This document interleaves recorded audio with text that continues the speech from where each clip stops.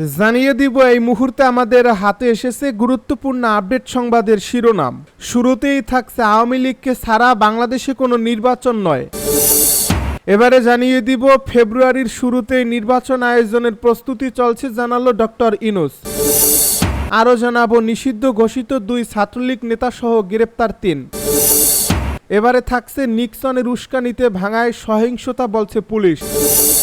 সব শেষে জানিয়ে দিব উচ্চকক্ষে পিআরের পক্ষে এনসিপি বলছে নাহিদ। এতক্ষণ শুনছিলেন হাতে থাকা আপডেট সংবাদের শিরোনাম, এবারে বিস্তারিত। তবে তার আগে অনুরোধ রইল ভিডিওটিতে একটি লাইক এবং কমেন্ট করে জানিয়ে দিন ভিডিও সম্পর্কে আপনার মূল্যবান মতামত। আরও জানিয়ে দিন ভিডিওটি কোথা থেকে দেখছেন বা কোন জেলা থেকে দেখছেন। আওয়ামী লীগকে ছাড়া বাংলাদেশে কোনো নির্বাচন নয়। বাংলাদেশের রাজনৈতিক অঙ্গনে আবার উত্তপ্ত আলোচনা শুরু হয়েছে। সম্প্রতি এক নাগরিক সংলাপে অংশ নিয়ে বিশিষ্ট বক্তারা মন্তব্য করেছেন আওয়ামী লীগকে বাইরে রেখে বাংলাদেশে কোনো নির্বাচন সম্ভব নয়। এই বক্তব্য মুহূর্তে আলোচনার কেন্দ্রবিন্দুতে চলে আসে এবং বিভিন্ন মহলে তীব্র প্রতিক্রিয়া সৃষ্টি করে। রাজধানীর একটি সম্মেলন কক্ষে আয়োজিত সংলাপে অংশ নেন বিভিন্ন রাজনৈতিক দল, নাগরিক সমাজ ও শিক্ষাবিদরা। সেখানে বক্তারা বলেন, আওয়ামী লীগ দীর্ঘদিন ধরে দেশে রাজনীতির একটি প্রধান শক্তি হিসাবে সক্রিয়। তাই যে কোনো নির্বাচনী প্রক্রিয়ায় তাদের অনুপস্থিতি গণতন্ত্রকে প্রশ্নবিদ্ধ করবে এবং আন্তর্জাতিক অঙ্গনে নির্বাচনকে অগ্রহণযোগ্য করে তুলবে। বিএনপি এই বক্তব্যকে প্রত্যাখ্যান করে বলছে, গণতন্ত্রে কোনো দল অপরিহার্য নয়, জনগণের ভোটই আসল শক্তি।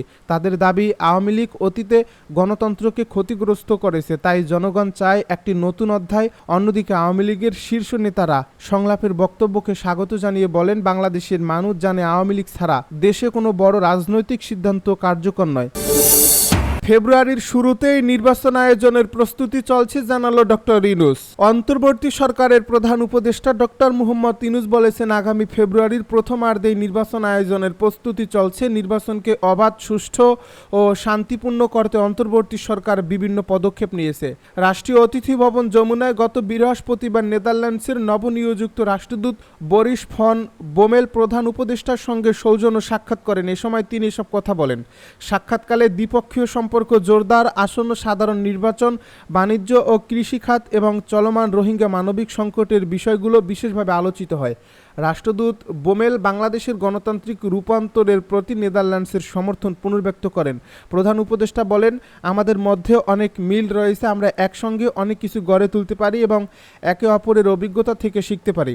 ডক্টর ইউনূস কক্সবাজারে অবস্থানরত 10 লাখেরও বেশি রোহিঙ্গা শরণার্থীর সহায়তায় নেদারল্যান্ডসের বাড়তি সহযোগিতা কামনা করেন। তিনি জানান, রোহিঙ্গা সংকট নিয়ে জাতিসংঘের সাধারণ পরিষদের অধিবেশনের সময় একটি উচ্চ পর্যায়ের আন্তর্জাতিক সম্মেলন অনুষ্ঠিত হবে। প্রধান উপদেষ্টার আশা প্রকাশ করেন, এ সম্মেলন আন্তর্জাতিক সমর্থন জোরদার করবে এবং শরণার্থী শিবিরে মানবিক সহায়তার জন্য প্রয়োজনীয় অর্থায়ন নিশ্চিত করতে সহায়তা করবে। নিষিদ্ধ ঘোষিত 2 ছাত্রলীগ নেতাসহ গ্রেপ্তার 3। রাজধানীর খিলগাঁও এলাকা থেকে কার্যক্রম নিষিদ্ধ আওয়ামী লীগের অঙ্গ সংগঠনের 3 নেতাকে গ্রেপ্তার করছে পুলিশ। খিলগাঁও থানায় সন্ত্রাস বিরোধী আইনের মামলায় তাদেরকে গ্রেপ্তার দেখানো হয়েছে। শুক্রবার রাতে বিষয়টি নিশ্চিত করেন খিলগাঁও থানার ভারপ্রাপ্ত কর্মকর্তা মোহাম্মদ দাউদ হোসেন। তিনি জানান, মতিঝিল থানার 9 নম্বর ওয়ার্ড ছাত্রলীগের সাধারণ সম্পাদক আরিফুল রহমান আকাশ ও মতিঝিল থানার 8 নম্বর ওয়ার্ড ছাত্রলীগের সাধারণ সম্পাদক তাহমিদুল হাসানকে খিলগাঁও হাড়ভাঙা রোডের মুক্তা বিরানির সামনে থেকে গ্রেপ্তার করা হয়। অপরদিকে খিলগাঁও থানা বঙ্গবন্ধু সৈনিক লীগের সদস্য মোহাম্মদ আনোয়ার হোসেন বাবুকে খিলগাঁও তালতলা মার্কেটের সামনে থেকে আটক করা হয়। ওসি দাউদ হোসেন আরও জানান, গোপন তথ্যের ভিত্তিতে খিলগাঁও থানা পুলিশ তাদের গ্রেপ্তার করে। নিক্সনের উস্কানিতে ভাঙায় সহিংসতা দাবি পুলিশের। ফরিদপুর 4 আসনের সাবেক সংসদ সদস্য মজিবুর রহমান চৌধুরী নিক্সনের উস্কানিমূলক বক্তব্যের কারণে ভাঙায় আইনশৃঙ্খলা পরিস্থিতি বিঘ্নিত হয়েছে বলে জানিয়েছে পুলিশ। শুক্রবার রাতে পুলিশ সদর দপ্তর থেকে পাঠানো এক সংবাদ বিজ্ঞপ্তিতে এমনটি বলা হয়। এর সংবাদ বিজ্ঞপ্তিতে বলা হয়, আগামী ত্রয়োদশ জাতীয় সংসদ নির্বাচন উপলক্ষে সংসদীয় আসন পুনর্বিন্যাস সংক্রান্তে প্রকাশিত গেজেট অনুযায়ী ভাঙ্গা উপজেলার আওয়ালিক ও হামিরদি ইউনিয়ন ফরিদপুর 4 আসন থেকে পৃথক করে ফরিদপুর 2 আসনের সাথে অন্তর্ভুক্ত করায় স্থানীয় জনসাধারণ গত 5 সেপ্টেম্বর থেকে ফরিদপুর জেলায় ভাঙ্গা উপজেলার ঢাকা, খুলনা, ঢাকা, বরিশাল, ফরিদপুর ভালা মহাসড়কে অবস্থান ও অবরোধ সহ নানাবিধি কর্মসূচি পালন করছে। ওই কর্মসূচিকে পুঁজি করে সাবেক সংসদ সদস্য মুজিবুর রহমান চৌধুরী নিক্সনের সোশ্যাল মিডিয়ায় একাধিক উস্কানিমূলক বক্তব্য ও কার্যকলাপে ভাঙ্গা উপজেলার আইনশৃঙ্খলা পরিস্থিতি বিঘ্নিত হয়েছে।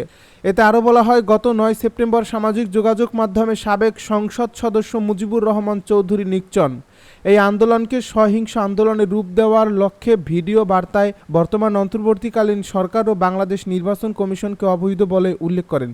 তিনি রাষ্ট্রবিরোধী বক্তব্য দেওয়ার পাশাপাশি তার দলীয় কর্মী সমর্থকদের আন্দোলন চালিয়ে যাওয়া এবং প্রয়োজনে দাবি আদায় না হওয়া পর্যন্ত রাস্তাঘাট বন্ধ করে দেওয়ার নির্দেশ দেন। নিক্সন চৌধুরীর ভিডিও বার্তা তার সমর্থকরা সামাজিক যোগাযোগ মাধ্যমে ব্যাপকভাবে প্রচার করেন এবং এর মাধ্যমে তার অনুসারীদের পাশাপাশি সাধারণ জনগণকে আন্দোলনে সহিংস হতে উস্কে দেন।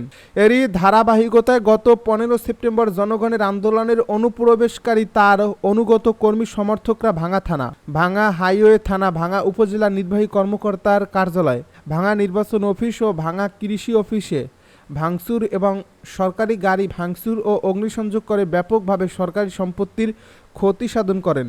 ওই ঘটনার পরিপ্রেক্ষিতে ভাঙ্গা থানায় আইনগত ব্যবস্থা নেওয়া হয় বলে বিজ্ঞপ্তিতে জানানো হয়।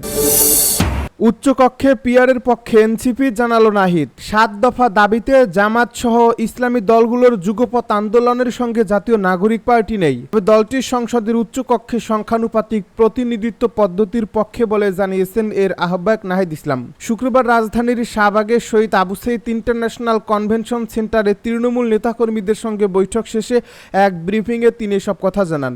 নাহিদ ইসলাম বলেন, জুলাই সনদের আইনি ভিত্তির জন্য গণপরিষদ নির্বাচনের বিকল্প নেই।